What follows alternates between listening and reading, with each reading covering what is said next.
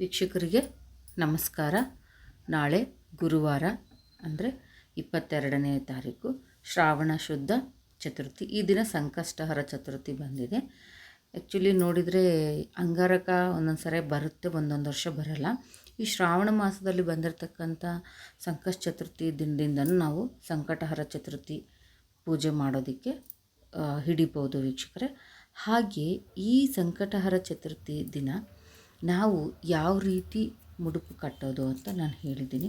ಒಂದು ಕೆಂಪು blouse piece ತೊಗೊಂಡು ಅದಕ್ಕೆ ಒಂದು ಸ್ವಲ್ಪ ಅರಿಶಿನ ಕುಂಕುಮ ಹಾಕಿ ಒಂದು 5 ಕಾಯಿನು, ಹಾಗೆ 2 ಬೆಟ್ಟಡಿಕೆ, ಆನಂತರ ಒಂದೆರಡು ಅರಿಶಿನ ಕೊಂಬು, ಆನಂತರ ನೀವು ಒಣಗಿದ ಊತತ್ತಿ ಇದ್ದರೂ ಸರಿ, ಇಲ್ಲ ಖರ್ಜೂರ ಇದ್ದರೂ ಸರಿ, ಅದನ್ನ ಇಟ್ಬಿಟ್ಟು 3 ಹಿಡಿ ಅಕ್ಕಿ ನಮ್ಮ ಕೈಲಿ ಎಷ್ಟು ಬರುತ್ತೋ ಅಷ್ಟು ಹಾಕಿಬಿಟ್ಟು ಅದನ್ನು ಬೆಳಗ್ಗೆ ಸ್ನಾನ ಮಾಡಿದ ತಕ್ಷಣ ನಾವು ಈ ಮುಡುಪನ್ನು ನಮಗೇನು ಕೆಲಸ ಆಗಬೇಕೋ ಅದನ್ನು ಹೇಳಿಬಿಟ್ಟು ಕಟ್ಟಿಡಬೇಕು.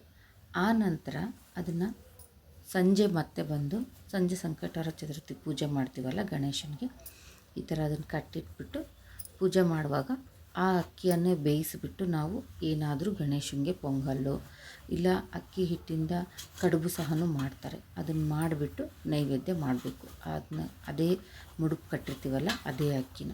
ಆನಂತರ ಅದು ಅಡಿಕೆ, ಅದು ಕಾಯಿನ್ಸು ಅದೆಲ್ಲ ನಾವು ಬೇರೆದಕ್ಕೆ ಬಳಸ್ಕೋಬೋದು. ಈ ಥರ ಬೆಳಗ್ಗೆ ಸ್ನಾನ ಮಾಡಿದ ತಕ್ಷಣ ಕಟ್ಟಿಡಬೇಕು ವೀಕ್ಷಕರೇ.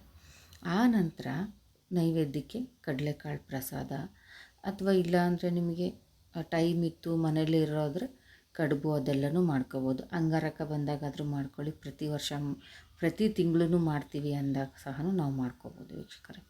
ಇದಿಷ್ಟು ಸಂಕಷ್ಟಹರ ಚತುರ್ಥಿಯ ವಿಶೇಷ.